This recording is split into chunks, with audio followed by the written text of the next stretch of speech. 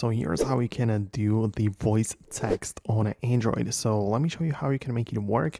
If this is your first time on this channel, definitely subscribe for more tips and videos like this one. So of course, it depends on which keyboard you are specifically using, but in there, for example, inside of the Samsung one, what you have to do is to hold it down on the button next to the spacebar. You might even see the keyboard right away, but if not, just hold it down on it like that, and you should be able to go to the microphone mode and enable the voice input.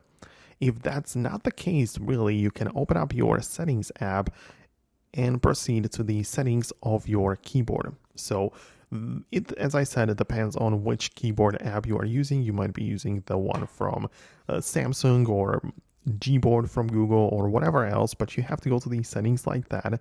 And for example, inside of the Samsung keyboard settings, you can go to the voice input and make sure you turn it on so it's actually usable. Right, so that is a good idea to make it work, and then you will be able to do what I've just shown you.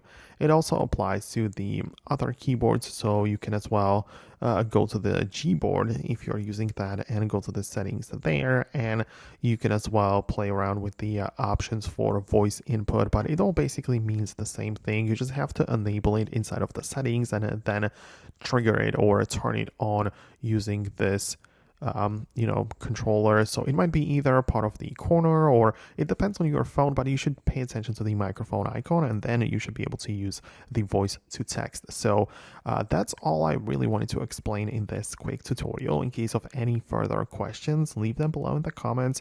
I'm gonna wrap up the video right now. Thanks a lot, and I'll see you later.